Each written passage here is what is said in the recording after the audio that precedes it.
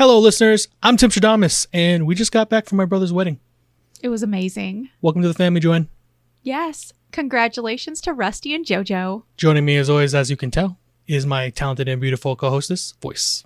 Good morning, Timstradamus, and welcome to all of our listeners. We're glad to be back on with a new season, fall. Yeah. It's also our first time back recording in almost a month. Yes. Oh my goodness. I'm so glad that my surgery went well. I can't tell you all the worries, but truly thank you to everybody for all the heartfelt wishes. It was very special. Yes, thank you guys again for all the support you've shown us. Yeah, we're just happy to get back. I walked in on this set being made, and it looks fantastic. It's got me ready for fall. Thank you. I'm so excited. I cannot wait to put all my little spooky decorations up, but we have to go into it smoothly. I don't want to startle anybody. Boo. Also, I promised my brother that I would clean up when he got married, and I kept that promise. You did. I love your haircut. Ugh. Do you miss the bun? I miss me. The wedding was fantastic. Oh, it was. It hit me in the feels. Oh, weddings always do this to me. The vows, impeccable. Oh, the think person everyone was that crying. ordained them? Oh, yeah. I think the cake, all of it. The after party, you guys did a great job. I got to enjoy cake. Glad to have you a part of the family, Joanne. Yes, welcome to the family. Well, why don't we go ahead and jump into one of these fun jokes? And I think I have a fun autumn one for you. Why did the man bungee jump on the first day of autumn? Because he was trying to make an interesting and intricate proposal to his girlfriend, who later said no. Oh, that is intense. It's because he loved the fall. Yeah, I get that. We'll go with that one. Whoops.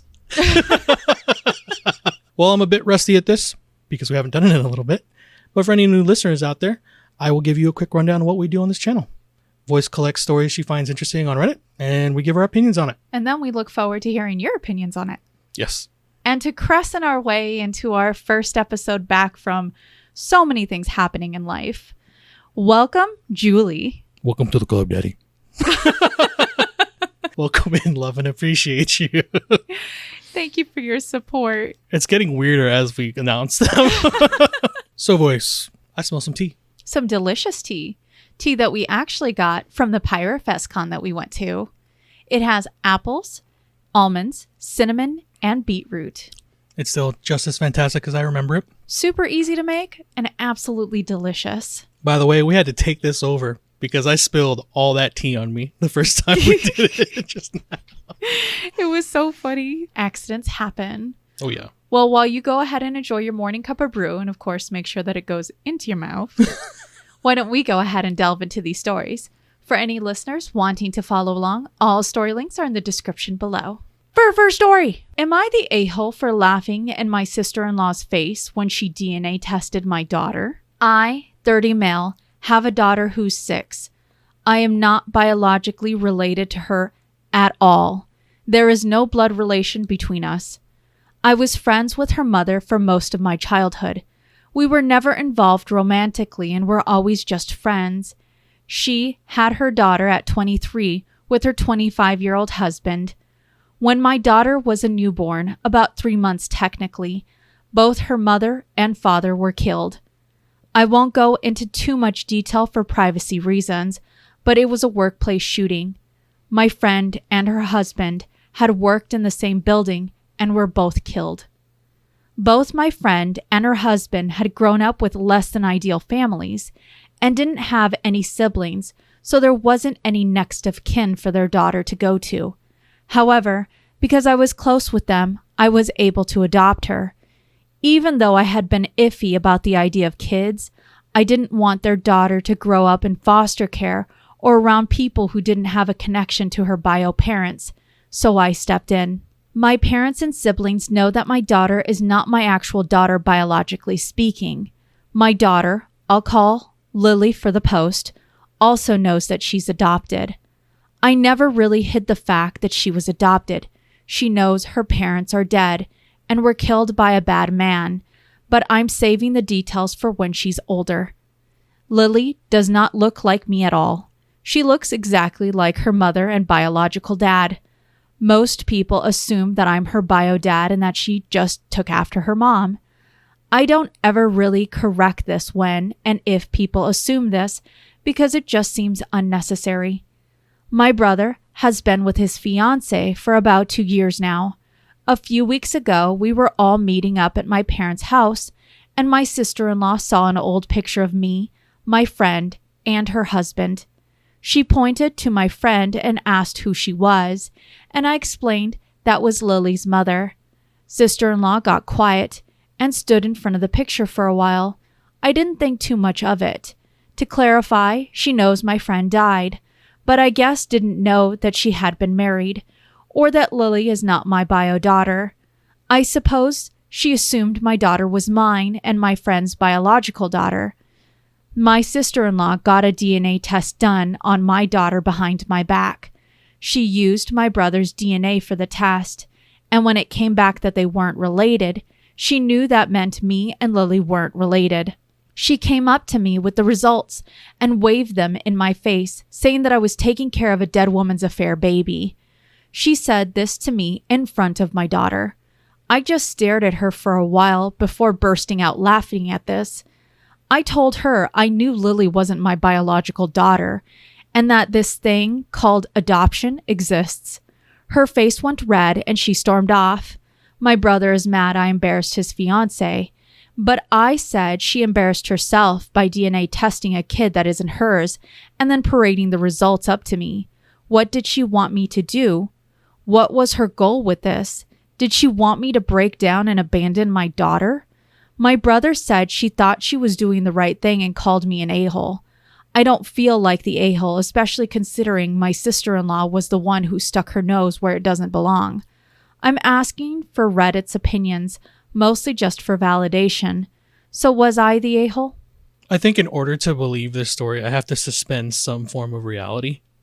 Not saying it's fake, just that there's a lot here that you have to kind of believe in order to get along with this story, in my opinion. But we'll act like it's real. But I do need to say something first. The reason why I don't believe this is even functionally believable for me is because this fiance sees this information and she goes and gets a test, but never speaks with her would-be his brother about any of this, because the brother knows all of this information.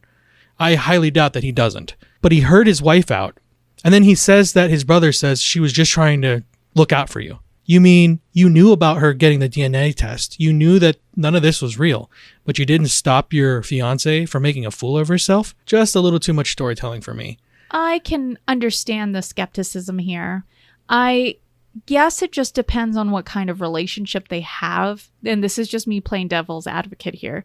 I think the story is entertaining for me. I also think that there are women, or just people in general, that enjoy the drama and to stir things up. And I don't know, when you hear some of the crazy stories that individuals have on their families, I can't see it out of the realm of unlikelihood.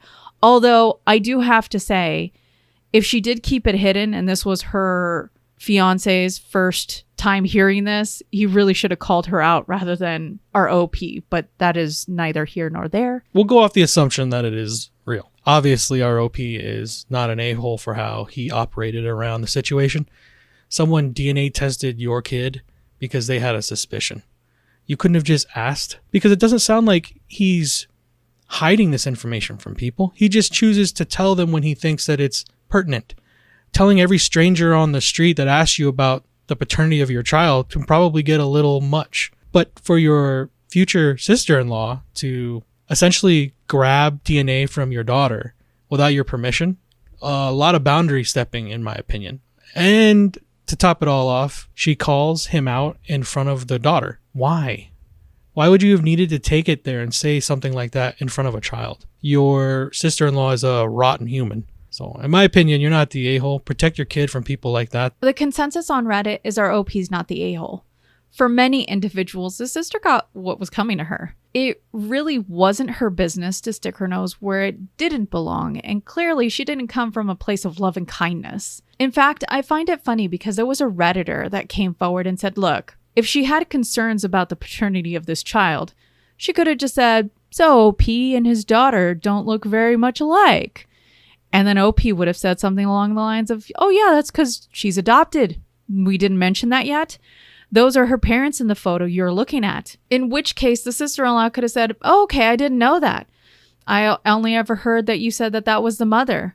The father in the picture as well. Does she know that she's adopted? This would have been actual conversations that adults could have had rather than going so far as to take a paternity test, because clearly someone wants a little more drama in their lives and that's actually necessary. I'm just shocked that the brother wouldn't have been up on any of this, knowing, because those aren't cheap. Paternity tests are not cheap They're to go and hundreds just of dollars. get. So how would you have maneuvered any of that without having a conversation with your partner first? My only thought would be, one, their finances were so split. And that can be. And two, I mean, how could you explain trying to swab the mouth of someone? Or other ways of getting the DNA. This is my biggest thing. She didn't have the conversation with her fiance about his brother, not once, and the child. That's a wild reach for someone to make. It's going to make for a lot of awkward family get-togethers. I hope that she apologizes. And in the future, this is a good learning lesson, because you and many other the Redditors are correct. Keep your nose out of people's business. Unless you want to ask questions and be an adult about it. I agree. Not play gotcha. This is not your child. Like, Okay, Jerry Springer. come on. Well, let's go on to our next story and see what you think about some Cheesecake Factory. Am I the a-hole for taking my clothes off at the Cheesecake Factory? Yes. So, me, 23 female, and my boyfriend, 24 male, were celebrating our 1-year anniversary and went out to dinner to celebrate. My boyfriend planned it, as he knows how much I love the Cheesecake Factory. I really love their cheesecake. This becomes important later. Well, everything was going fine, and we were having a good time until an elderly man at the next table scooted his chair out just as our server was approaching, causing him to stumble and spill hot coffee on me, down my back. It was obviously burning and startled me, so I instinctively screamed and pulled my shirt up. I'm pretty small-chested, so I don't typically wear a bra, and obviously I wasn't thinking about that when something hot was running down my back, burning me, so I basically flashed all those at the table around us. Yes, I was embarrassed, but at the same time, it's just boobs. I pulled my shirt back down right after realizing what happened, but it was up for about 15 seconds. The server apologized over and over, but it wasn't their fault. It was all just an accident. Well, anyway, after this, my boyfriend wanted to leave, like immediately leave. He said that I was being overdramatic for the way I reacted in the situation. And maybe I was, but it did startle me really bad and it did burn. He told me I had put on a show for everyone in the restaurant, especially since I screamed when it happened, and that we need to leave. I told him it's not that big a deal, and that I really want to stay to get cheesecake because it's my favorite. I eventually even offered to try to get some to go, and he was dead set that we need to leave and didn't understand why I wasn't mortified. We ended up staying, but for the rest of the date, he kept saying that the men at the tables near us were staring at me and probably thinking about me inappropriately, but I said it wasn't my problem if they're being gross. When we got in the car, he told me I ruined our anniversary for making him sit through that, and we should have just left, and that he can't believe I would choose a piece of cheesecake over his comfortability. We argued in the car the whole way home about it, and now we haven't spoken at all today. Am I the a-hole? Your boyfriend's a massive shit fuck. That sounds about right. What? I tell you what.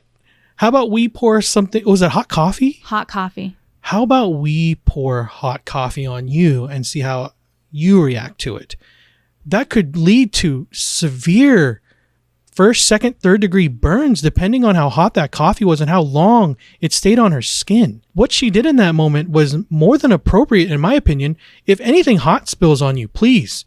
If there was garments over you at the time, yes, get them off your body. That is the first thing you should be doing. But does she ever clarify, did she receive any of those type of burns? She does say in a comment, my back was really red and some minor burns. Half of the cup went down my back and half hit the chair and the floor. My boyfriend had a zip up with him. I went to the bathroom to clean up and look at my back and just put his jacket on. Honestly, I'm just shocked that your boyfriend couldn't show any empathy towards this situation, even a little bit. He made it about himself and how he feels about how other people look at you. You should never care what other people think. But again, he had to make it about himself. How small-minded. Basically what this comes down to is you embarrassed your boyfriend by having an accident happen to you. How childish. OP, you're not the a-hole. I know I said yes at the beginning, but I did it because I like answering before I know things. All of the titles can be funnily misleading. Reassess your relationship with your boyfriend, though. It seems that he cares more about other people's opinions than yours. The consensus on Reddit is our OP's not the a-hole. In fact, Redditors confirmed literally taking off the clothes with the burning liquids is what you're supposed to do. That way you avoid second and third degree burns, which can be really bad. Now, I can't even begin to say how upset I am at the boyfriend regarding this. You're talking about someone's literal physical safety. And the fact that you would put other people's thoughts and opinions and how they view others before that one simple aspect of just someone's physical safety is, for me, a really big problem in that person. It shows how self-centered and selfish they are because it's always about me. The other part that really kind of irked me, and maybe this is just Karen mode activated, all right? Cheesecake Factory should have offered her a free cheesecake at the very least for this. Cheesecake Factory is very lucky that nothing actually happened to this young lady. I also agree with that. That's why I said, I'm telling you, this is probably just my Karen mode activated, or I guess for me, it's more of the customer service that I've always been instilled with, which is if something happens and it is the fault of that person, if you cannot correct whatever happened, at least try and make amends and show good faith and gratitude that nothing worse came of it. And you know that this couple, they're fairly young. It would have been nice had she gotten her free cheesecake, in my opinion. I'm just saying. Cheesecake Factory is just okay. It's all right. We have our own special little Greek place that we like to go to, and their cheesecake is magnifique. Authentic. Well, let's go on to our next story, and I'm so happy that our OP in our last one is doing okay, aside from that relationship. Am I the a-hole for telling my mother she's not a first-time mom now that she had a new baby? I, 24 male, have a good relationship with my mother, 40 female, even though, as you can tell from our age, she had me when she was very young and obviously lacked the maturity to raise me, so I lived with my grandparents, who were then below poverty line, for most of my childhood while my mother moved away to get her college education. I don't blame her for her choices. I know she worked hard to improve herself and to get to a place where she would have the means to raise me right. But it wasn't until I was 11 or 12 that she was stable enough to get me to live with her. Bio dad was never in the picture. Anyway, now my mother is financially comfortable and happily married. She gave birth to her second son a couple of weeks ago. I don't live with her anymore. We're not in the same city. It's a 2-hour drive. So it wasn't until yesterday that I managed to visit her and see my half-brother for the first time. I noticed she was surrounded by a lot of fancy accessories. So I was like, what are those? And she was like, that's the baby's Lexus stroller and Louis Vuitton diaper bag, of course. So I said something like, you really went overboard, huh? She then said something that really hurt me. She said she now had the chance to experience motherhood for the first time, and that she was feeling like a first-time mom because when she had me, she was so young and unprepared and financially vulnerable. So I told her she was not a first-time mom, and I couldn't understand why she'd say something like that to me. She tried to argue that she didn't mean it like that, but I was still upset. I just didn't push it because my stepfather arrived. She texted me after I left, but I didn't reply yet. I also didn't pick up when she tried to call me. Am I the a-hole for holding on to this? What a very unique story. So I guess I'll just come at this story from, our experience right now. It's fun because every time we go to OB appointments or meet with a high-risk doctor or whatever we do, we always get asked, so is this first baby? And then we go, no, we have a 17-year-old. And we get the same type of reactions. The gap is real. Yeah. That tends to be the first one. Yeah. But our daughter will not be our firstborn. It's just the firstborn in a long time, if you really want to look at it like that. Now, for the mom in this situation, she highlights that her firstborn, she really wasn't able to spend a whole lot of time and do things with it. That's what it sounds like to me. Correct. So she wasn't able to enjoy early childhood with her son. A lot of people miss out on that because of either bad choices that they made in life or, yes, financial problems, where you're having to work way more than anyone should at that point. Time is seriously sand through your hands. It goes away in a flash. I can say it. Our son's 17.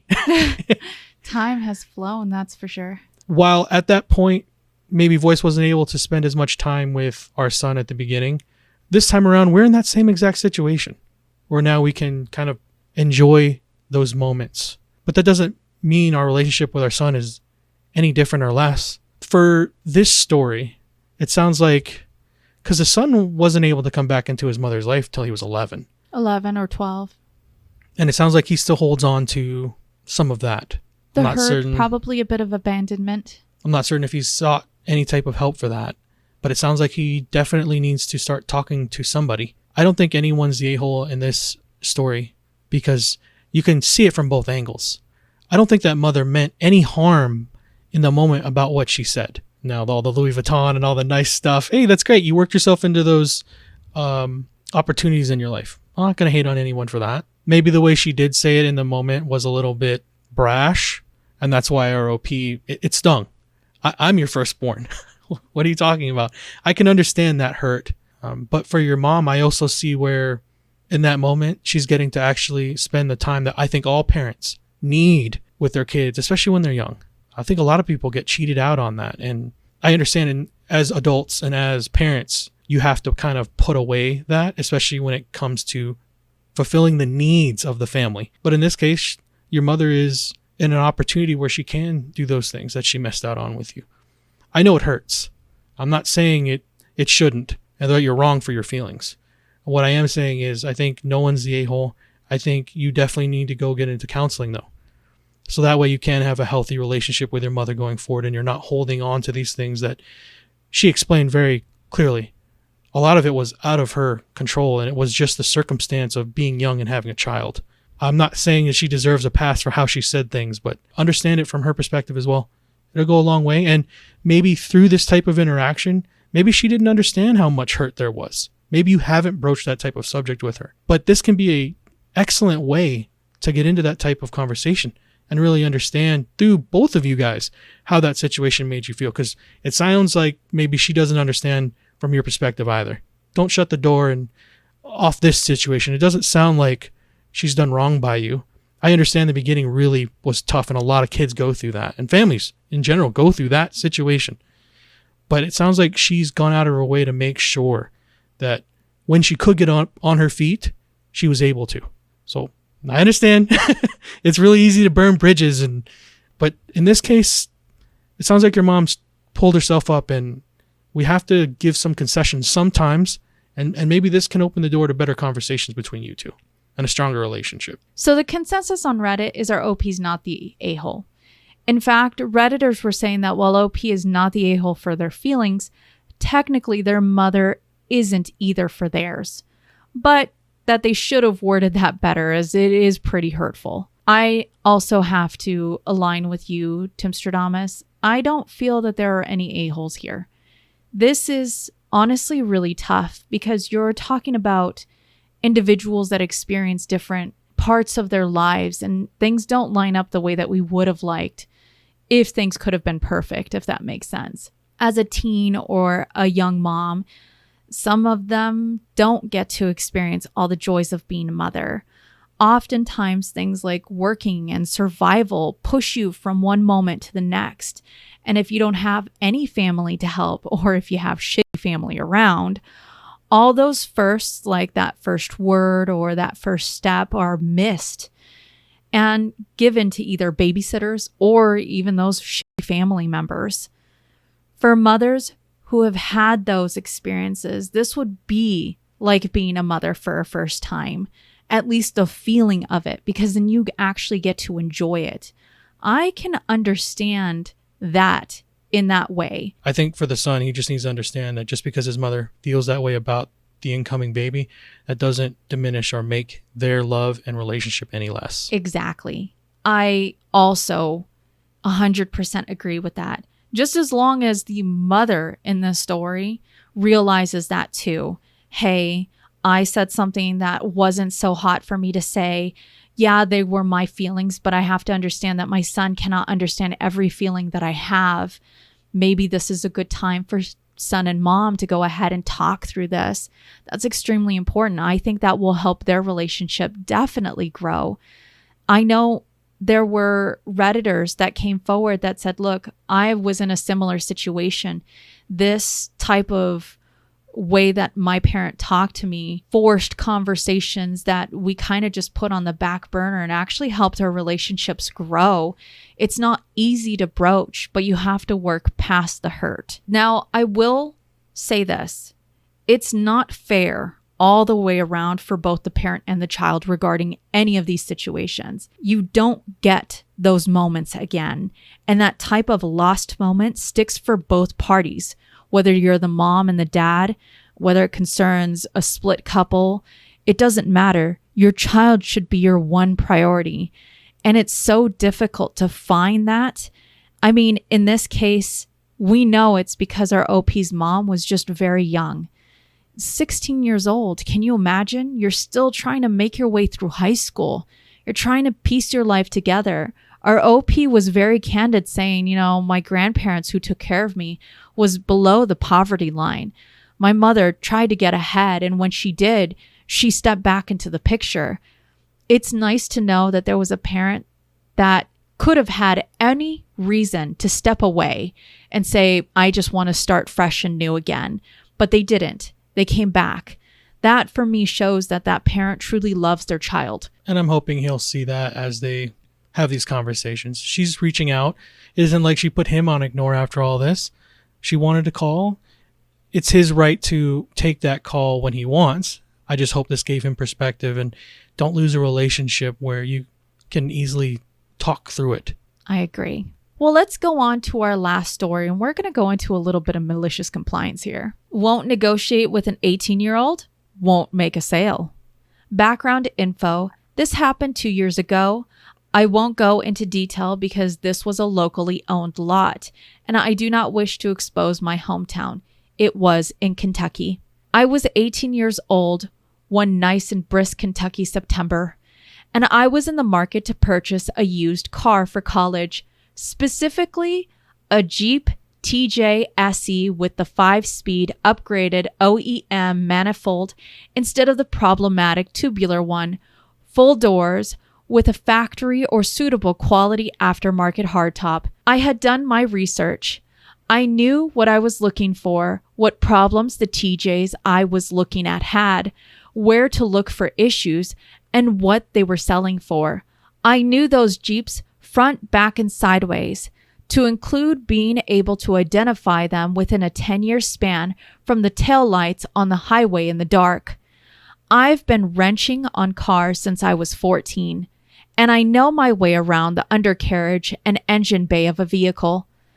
I was cruising around the town, and I spotted a good-looking Jeep in red, bone stock with the options I wanted.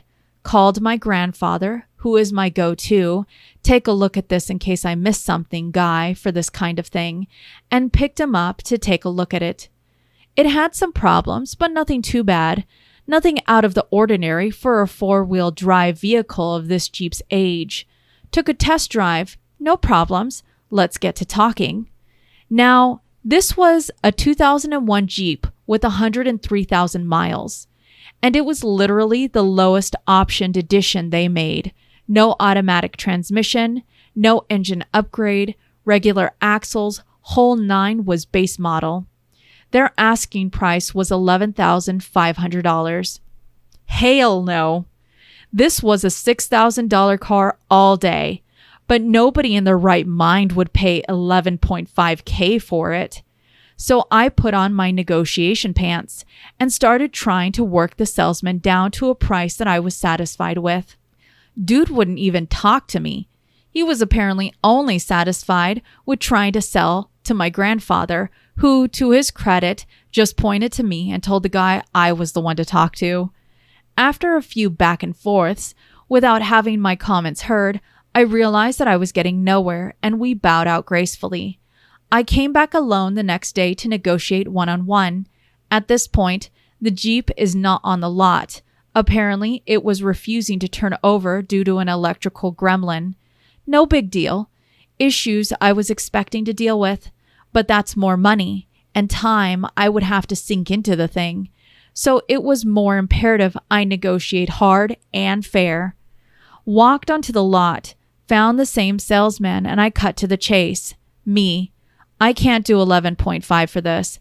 What can you do to work with me? Sales. Well, I can't give you a huge discount. This Jeep is worth what we're asking. Me. Kelly Blue Book says this Jeep in better condition is worth $6,000. Salesman. Nobody in this industry uses Kelly Blue Book. We all use NADA, and that's what we base our prices on. Me. Okay, NADA says that you shouldn't have paid a dime more than $4,500 for this Jeep and should have it priced at $65,000 to $7,000.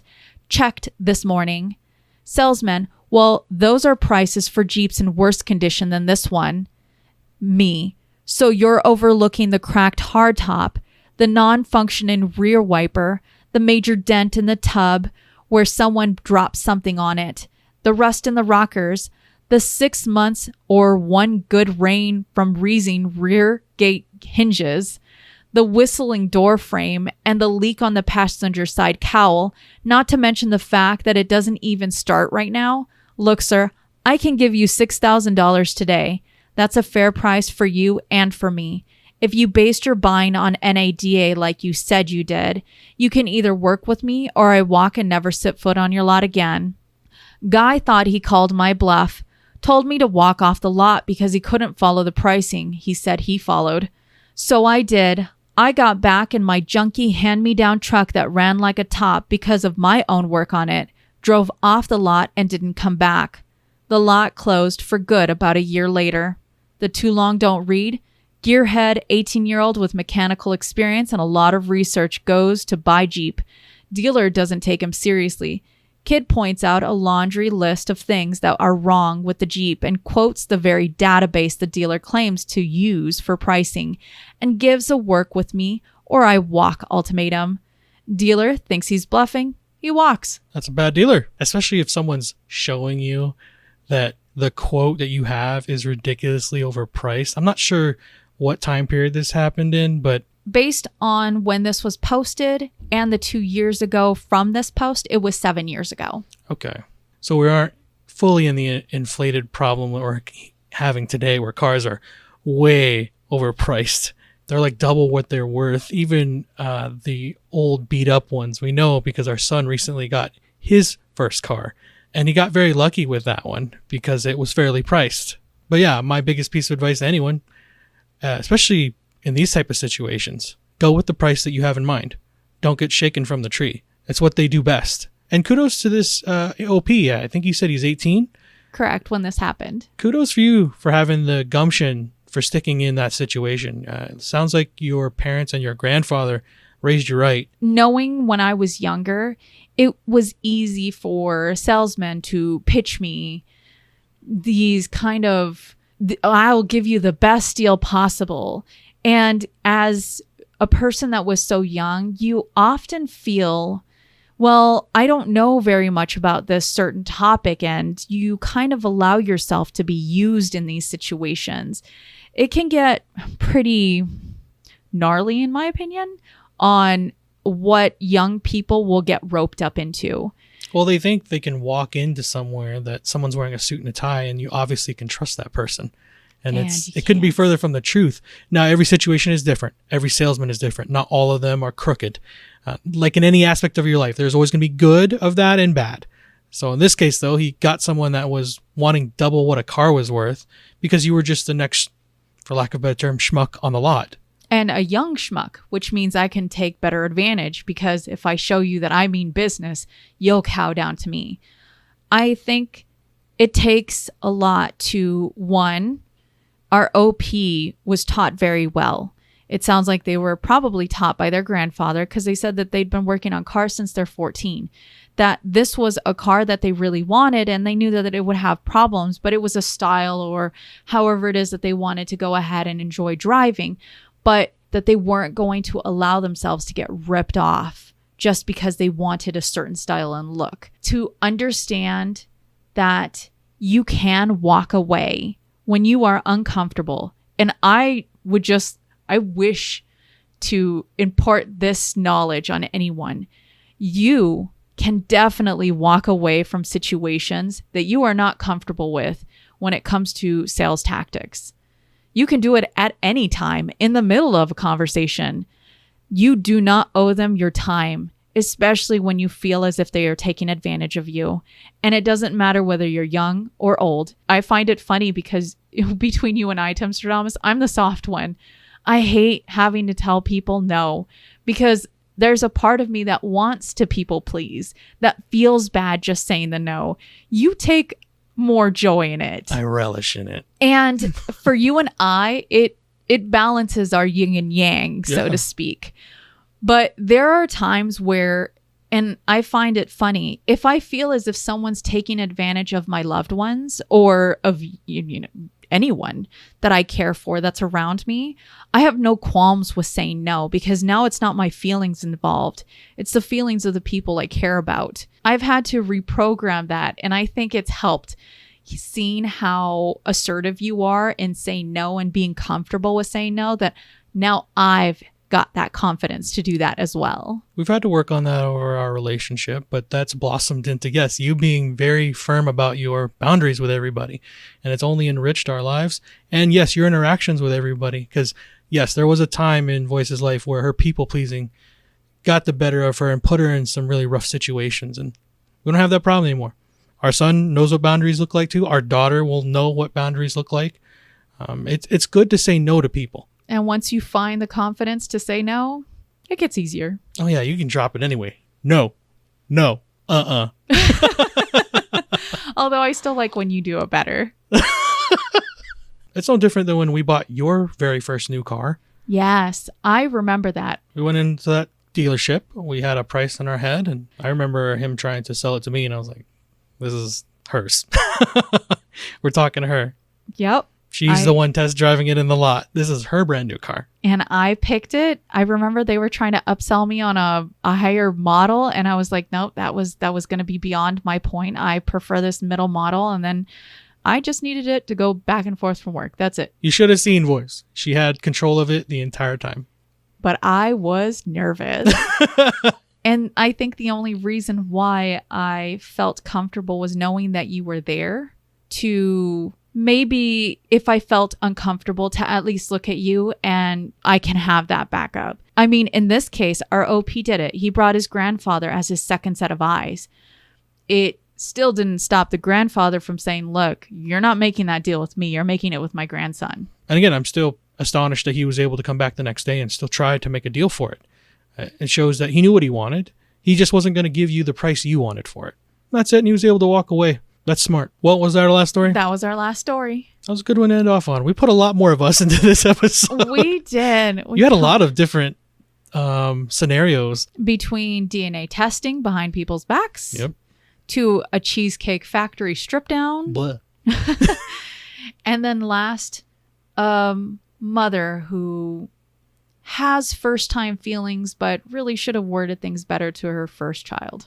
I bet that relationship will get stronger once they start talking. I also agree. And then last, a little bit of offering of advice regarding it's okay to be assertive. Yes.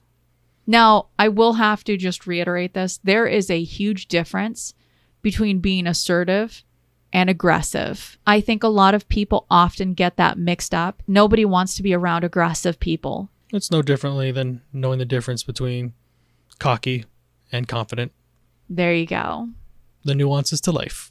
Ta-da! Well, as our stories come to a close, don't forget, you see in the world what you carry in your heart. If you have enjoyed listening to us read and talk about today's stories, please rate, subscribe, and turn on notifications for new content. We regularly post on Mondays and Wednesdays. And our Fridays, we have our Damas After Dark episodes on our Patreon. Yep, more stories. Perfect for the autumn weather. We would also love to thank all of our Teachreons for your continued support. Yes, we love and appreciate every single one of you. And as always, listeners, we look forward to hearing your opinions in the comments below. What did you think about the stories today? I think they were amazing. Which ones angered you? By basically all of them. There's always going to be those few points of just like, how dare this situation happen? I just can't get over someone DNA testing your child behind your back. I mean, I've heard of parents doing DNA tests on their grandkids and themselves. So in my mind, I can just imagine that there are probably other family members who would do that. This is a thing that happens? I've heard of it happening. Maybe I'm just naive, and maybe that's why I thought this couldn't possibly be real. But if you're saying this is a situation that happens on a fairly consistent basis with families, especially if you're saying like grandparents are getting DNA tests of their grandkids, and maybe it's just me. I think what makes it difficult when it comes to that situation, at least that specific story, is you're right. As the brother in this situation, you would expect that he would at least tell her, because the whole family is aware that he adopted this daughter. Yeah, it wasn't a deep, dark secret he was keeping. He was very open with it, but he also said, I just don't want to share it with people that are inconsequential to my life. And I can 100% understand and respect that. I kind of go both ways on this. It's plausible, but probably more fantastical. Based off what you told me, though, it might be more probable. Just, this is what people have to deal with. Ask questions. Just ask questions. And don't look for drama. That's just, you're gross. Or do things in front of children. Come on. Oh, that right there. Clearly, you had no good intentions. Nope. That's going to be super awkward family get-togethers. Mm-hmm. And remember, if you post it, maybe we'll see it on the internet. I cannot wait to make those tacos that we're planning tonight. I'm so excited. I'm cooking some carne asada. Homemade sauce. Elonzi.